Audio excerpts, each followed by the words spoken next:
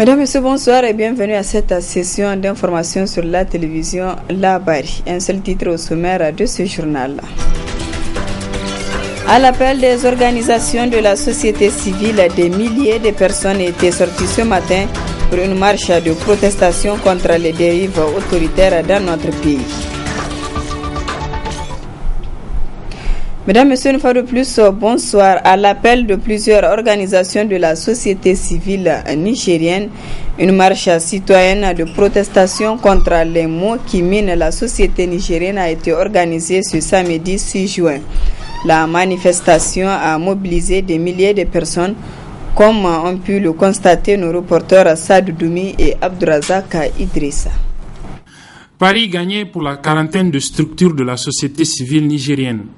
La mobilisation a été en effet au rendez-vous en cette matinée du samedi 6 juin 2015 de la place Toumo à la place de la concertation. De milliers de Nigériens sont sortis à leur appel pour battre le pavé et dire non à la conduite actuelle des affaires par les autorités. C'est pour faire partir Boléré, c'est tout. Parce que nous ne voulons pas de lui. Je suis venu ici parce que nous sommes trop fatigués et on a beaucoup souffert dans ce pays-là. Le Niger va mal. Le pays va mal.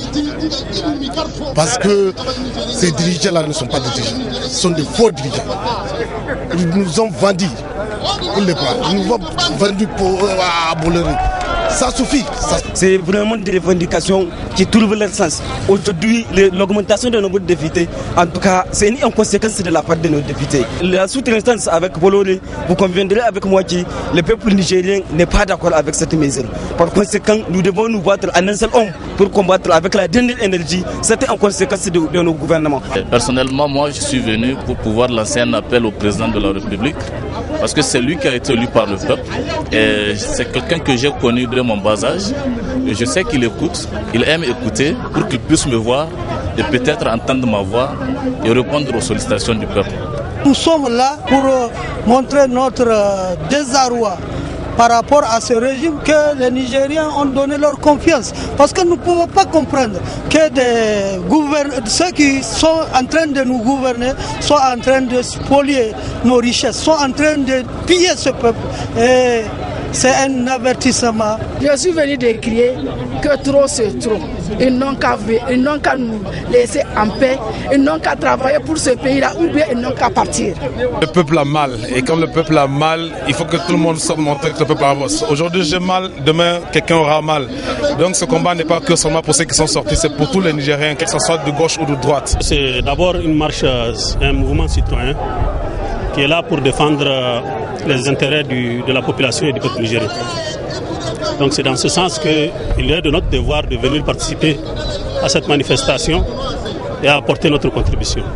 Pour les organisateurs, c'est bien évidemment le satisfecit. Ils promettent de faire de ce 6 juin 2015 le déclic d'un vaste mouvement de dénonciation et de rejet des travers du régime en place. Vous voyez, la mobilisation se passe de tout commentaire. On laisse les uns et les autres apprécier. Cette marche-là, nous n'avons donné un franc à personne. C'est tout juste des appels qu'on a lancés aux populations. Et les gens sont sortis, ils sont sortis massivement. Cela, ça veut dire en tout cas, c'est un signal fort qu'on est en train de donner au régime de Mahamadou Issoufou, qu'il essaie d'ouvrir clairement les yeux. Nous sommes très fiers, très satisfaits de la mobilisation faite par les citoyens nigériens aujourd'hui. Le gouvernement doit être attentif aux revendications portées par les citoyens nigériens à ce niveau. Donc, cela débouchera à la fin à ce que le gouvernement regarde très bien au quotidien dans sa gestion ce que les citoyens nigériens attendent et ils sont exigeants là-dessus. Et nous estimons que ça c'est une première. Nous allons rééditer d'autres aussi longtemps que le gouvernement continuera à faire ce d'oreille autour de nous. Cette marche suivie de meetings a permis, selon beaucoup d'observateurs, aux organisations de la société civile nigérienne de prouver qu'elles sont encore en phase avec les préoccupations légitimes du peuple souverain. La place de la concertation a été le point de chute de cette marche où les organisateurs ont tenu un meeting pour dénoncer ce qu'ils ont appelé les dérives autoritaires dans notre pays. Asmane China et Halidou Bouraima. Justice, Bolloré. À ce GM meeting qui a mobilisé une foule immense, à majorité de jeunes à la place de la concertation, les acteurs de la société civile ont dénoncé plusieurs actes posés par le gouvernement qualifiés de dérives autoritaires, à l'exemple du cas des populations des îles du lac Tchad. À ce moment solennel, je voudrais que chacun ici pense et une pensée solidaire à l'endroit des milliers et des milliers de personnes qui à Difa ont été chassées de leur village, de leurs îles et qui se retrouvent dans une situation particulièrement difficile. Ces gens ne peuvent pas manifester parce qu'ils sont dans une situation difficile. Otages à la fois de Boko Haram, mais aussi otages d'un gouvernement qui voit qu'il peut tirer profit de cette situation pour faire ce qu'il veut. Tous les Nigériens, toutes les Nigériennes doivent se sentir concernés et touchés au plus profond d'eux-mêmes par ce qui se passe à Difa. Parce que ce qui se passe à Difa est singulier. Dans aucun pays au monde, nous n'avons vu un gouvernement chasser lui-même ces populations de force, les obligeant à abandonner tout sur place. Leurs vivres, leurs maisons, leurs champs, leurs cheptels, tout pour se retrouver dans une situation de vulnérabilité totale. Il faut que nous soyons conscients et que nous ne nous laissions pas intimider. La lutte contre le terrorisme ne peut pas autoriser n'importe quelle dérive. Un autre acte qui fâche la société civile nigérienne, c'est le bradage de la souveraineté nationale. Le Niger accueille des bases militaires françaises, des bases militaires américaines. Le Niger va recevoir bientôt un centre de rétention des migrants en direction d'Europe. Ça veut dire quoi? Ça veut dire que notre pays est en train d'être vendu aux puissances impérialistes. Ces dirigeants sont en train de créer les conditions pour que notre pays soit recolonisé. Et de ce fait, ils sont en bonne intelligence avec un certain nombre de forces qui créent des problèmes dans ce pays et qui font que cela devient possible. Le bradage de la souveraineté, c'est aussi ce que nous voyons dans le secteur de l'exploitation des ressources naturelles, où aujourd'hui encore, Areva exploite les ressources de ce pays sans qu'il y ait aucune convention. La confiscation de la souveraineté, le bradage de la souveraineté, c'est aussi la concession au groupe Bolloré. Est-ce que vous connaissez Bolloré? Bolloré, c'est le symbole même de ce qu'on appelle la France-Afrique. C'est l'une des entreprises qui essaie de faire fortune sur le dos des Africains dans différents domaines. C'est un des groupes les plus corrompus et les plus corrupteurs qu'on puisse donner en concession les magasins sous douane. Montre très clairement que les gens ne sont pas pour la défense des intérêts nationaux. Les manifestants ont également dénoncé la gestion chaotique de l'épidémie de la méningite, les coupures intempestives de l'eau et de l'électricité. Ils ont aussi marqué leur refus relativement à l'augmentation du nombre de députés à l'Assemblée nationale. Cette grande mobilisation démontre la détermination des citoyens nigériens à lutter pour défendre leurs intérêts. En prélude aux prochaines élections qui s'annoncent dans notre pays, la société civile nigérienne s'apprête activement à apporter sa contribution à travers sa nouvelle plateforme qui a été mise en place dans ce sens. Il s'agit de l'Observatoire du processus électoral au Niger, OPEL, qui a tenu hier après-midi une assemblée générale. Le résumé avec Michel Deji et Abdel Nasser Seydou. C'est fidèle à sa tradition que la société civile a jugé utile de créer cette plateforme composée actuellement d'une 50aine de structures intervenant dans des domaines divers.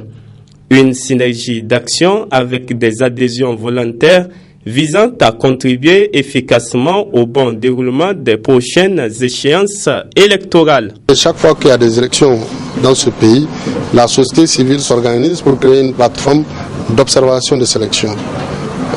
C'est que la particularité cette fois-ci, nous n'avions pas voulu seulement observer les élections le jour des élections. Nous avions voulu suivre tout le processus électoral, à savoir de l'enrôlement à la proclamation des résultats et même après faire un rapport qui permettra aux uns aux autres de constater les manquements qui ont caractérisé ces élections et pouvoir les corriger de futur. Pour nous, il est essentiel de pouvoir arriver à tout ça pour avoir des élections libres, transparentes, crédibles et honnêtes, pour que notre démocratie puisse aller en avant.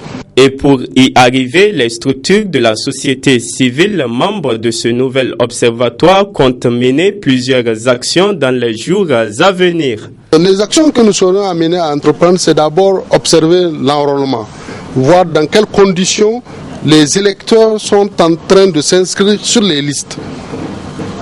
Après, nous serons amenés à même appeler les électeurs à s'inscrire massivement sur les listes, notamment les femmes et les jeunes pour lesquels chacun pense pouvoir travailler et qui doivent pour autant s'exprimer par le vote. Et on ne peut pas voter aussi sans s'inscrire sur les listes. Et nous allons nous donner les moyens d'encourager les candidatures aussi féminines et aussi même encourager la jeunesse à s'impliquer beaucoup plus au niveau de ces formations politiques, parce que la démocratie se fait avec les partis politiques, par le jeu des élections et autres. Et après, pouvoir aller jusqu'au jour des élections, je dis, et à la proclamation. Nous allons nous donner les moyens pour suivre tout le processus. Créé en avril 2015, l'Open s'est donné pour mission principale d'être au cœur de tout le processus électoral pour les 12 mois à venir sur l'ensemble du territoire national.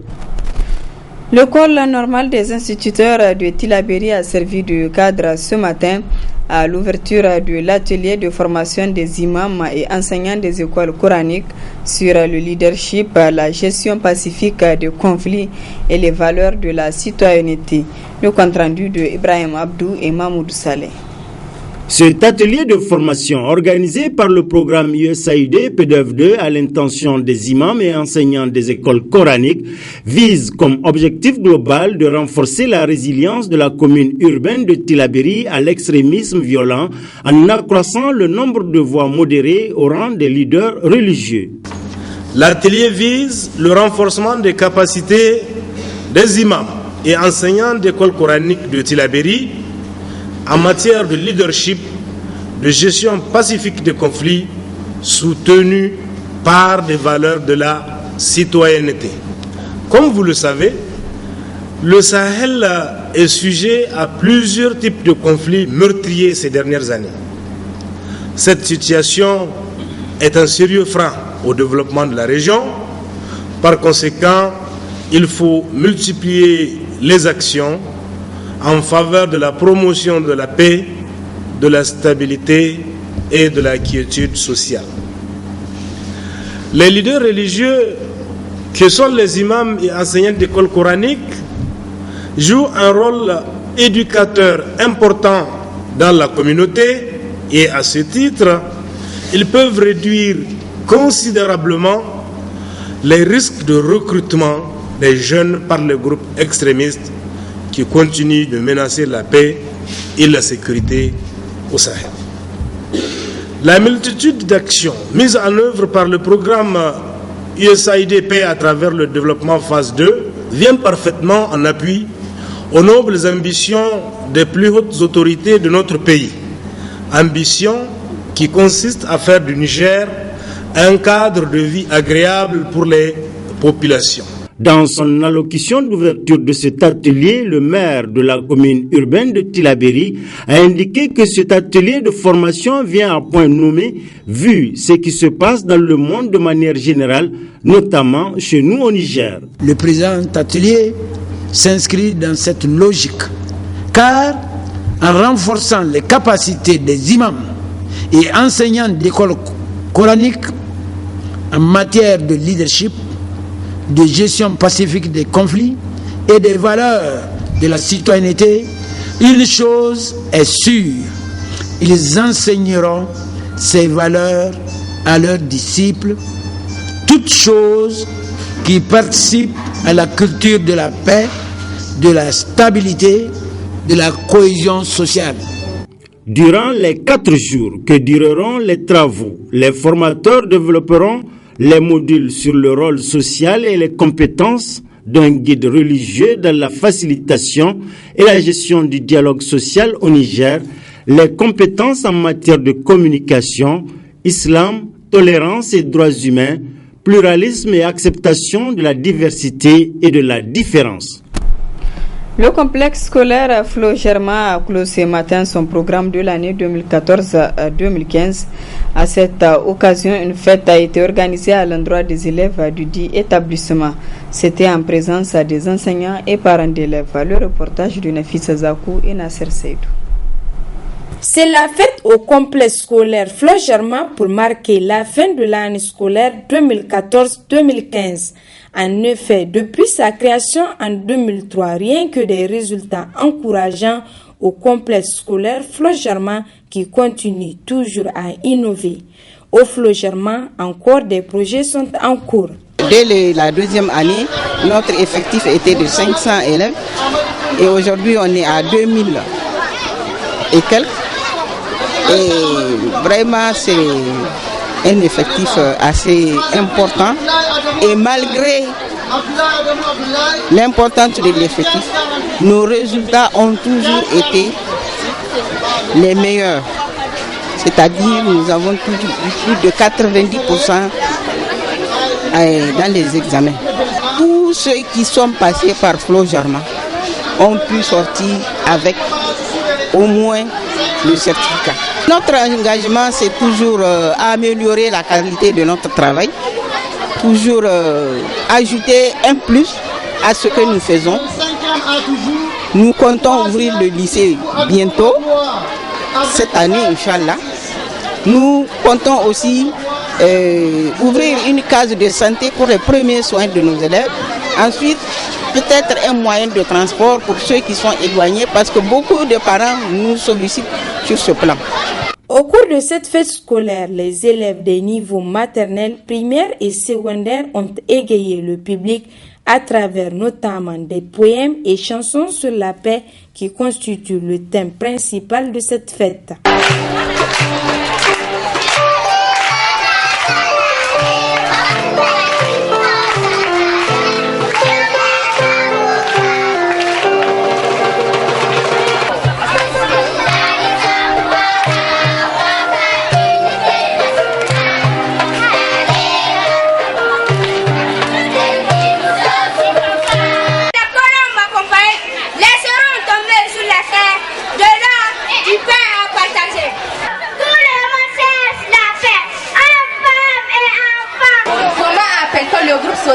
Auquel appartient le loup. Les parents d'élèves se disent satisfaits de la qualité de l'enseignement dispensé au complexe scolaire Flo Germain. Nous voudrons profiter de cette occasion pour adresser nos remerciements à l'administration Flo Germain, au corps enseignant qui a pris soin de bien encadrer nos enfants durant toute l'année et aux enfants qui ont fourni l'effort de tenir bon jusqu'à ce jour mémorable qui consacre la fin de l'année scolaire. Pour rendre l'utile à l'agréable, le complexe scolaire Flo Germain a récompensé les meilleurs élèves de chaque niveau, du primaire et du secondaire, à travers des prix. Au complexe scolaire Flo Germain, c'est la discipline, le travail et le progrès. Le centre culturel franco-nigérien Jean Rouch a servi de cadre pour le débat sur le climat. Un débat en prélude à la 21e édition de la conférence des partis sur le changement climatique COP21 qui aura lieu à Paris en France. C'est le secrétaire général du ministère de l'Environnement qui a présidé la cérémonie. Le compte-rendu de Hassan Saleh Mustafa et Sadou Doumi. Ce débat planétaire sur le climat et l'énergie est un cadre offert à quelques 10 000 citoyens qui vont s'exprimer dans plus de 100 débats sur les grands enjeux de la conférence des parties à la Convention des Nations Unies sur le changement climatique COP21 qui est à sa 21e édition. C'est vraiment une action démocratique, une action citoyenne et participative, parce que c'est une grande première qu'un tel événement est organisé de par le monde pour recueillir l'avis des citoyens par rapport à l'avenir de notre planète. Et il est important que les citoyens que nous sommes puissent donner notre avis par rapport à la gestion ou bien à l'avenir de notre planète et surtout quel genre de planète et quelle planète nous devons léguer aux générations futures. Nous n'avons pas droit de polluer ou de détruire la planète. C'est pourquoi aujourd'hui, c'est aussi une façon d'éveil de conscience et vraiment des responsabilités. C'est pourquoi nous sommes en train d'organiser aujourd'hui cette journée, parce que nous sommes en train de profiter du fait que ce serait fait dans un pays francophone et qu'il est important qu'au niveau de la société civile, pour qu'il y ait pression sur les négociateurs, pour qu'il y ait pression sur les États à réduire leurs émissions de gaz à effet de serre, que vraiment il y ait une grande mobilisation des citoyens francophones à ce rendez-vous planétaire, à ce rendez-vous annuel. Une initiative du réseau de la jeunesse nigérienne sur le changement climatique et JVE Niger d'une importance capitale dans la préservation de l'environnement. Il faut que tout le monde, que tous les citoyens comprennent les enjeux liés vraiment au changement climatique. C'est quelque chose qui concerne tout le monde. Il faudrait que tout le monde comprenne les enjeux vraiment liés au changement climatique, ce qui pourrait advenir dans ce monde-là si nous ne prenons pas de précautions. Ils sont plus qu'importants, enfin ils sont même très graves, les enjeux climatiques aujourd'hui malheureusement. Et donc du coup on n'a plus le temps de retarder les décisions, de retarder les débats, de faire comme si les choses n'allaient pas advenir.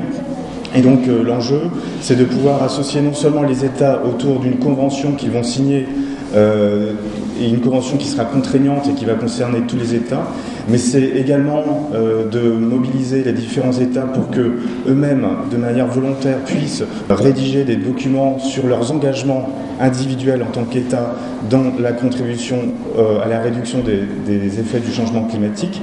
Et c'est également trouver des solutions, organiser des financements et organiser le débat citoyen. Ce débat planétaire de ce 6 juin 2015 est organisé avec la collaboration de la Commission nationale du débat public en France, le ministère français de l'Environnement et l'ambassade de France au Niger. La coordination départementale du MNSD Nassara de Walam a organisé ce samedi un grand meeting pour accueillir le chef de file de l'opposition El Hadj Seynou Morou. Une manifestation qui vise à prouver leur soutien indéfectible aux valeurs de ce parti et à leur président. Le compte-rendu de nos envoyés spéciaux Michel Deji et Aboubakar Souley. C'est un accueil de grand jour qui a été réservé au président du parti et à sa délégation à leur arrivée à Walam.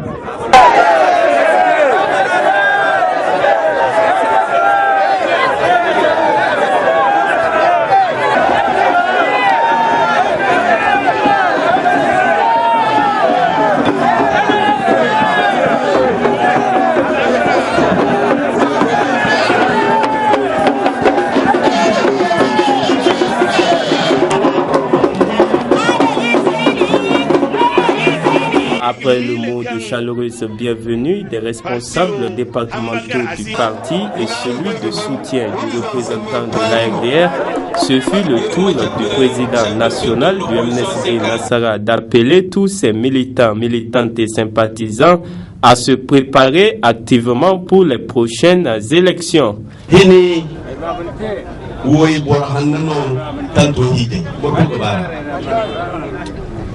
amma kalban kan irkoy bara ase to wonan yelmi hino cekirmu ay sine walam boro mi yese ay sine kal walam boro mi tinga bonse zamay mo tama halay gudu bankam bis walam boro irman tekal jiru way kan MNSD Nassara agugala bom irman bayga ka television gene irna day fansi nonga filano wallo ko ni ci nonga filana batte te yaw woni ke teno wala kan sai ne te dinno ka ci amma hala to nan kan ni bumbo ba ni no gor nga fitiki na de ni ganga sambu bu ko ara me amete ay no gor nga fitiki na no gor nga fitiki ta ya dinga hasaroute. Pour la coordination MNSD de Walam, c'est un pari qui vient ainsi d'être gagné. Tout militant qui se trouve dans le département de Walam est ravi, complètement ravi de ce qui s'est passé aujourd'hui. Parce qu'avant de venir ici, à Niamey, les gens se disent que le MNSD, ça n'existe plus à Walam. Et aujourd'hui, le contraire est prouvé. Cela démontre que le MNSD s'est ravivé dans le Zarmganda. Au lieu de mourir, ça s'est ravivé.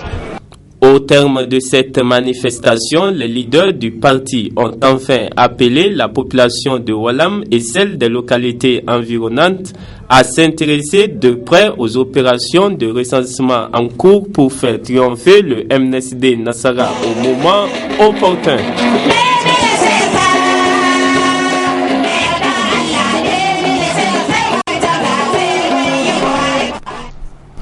Voilà, mesdames, messieurs, ici s'achève ce journal. Merci à vous de l'avoir suivi.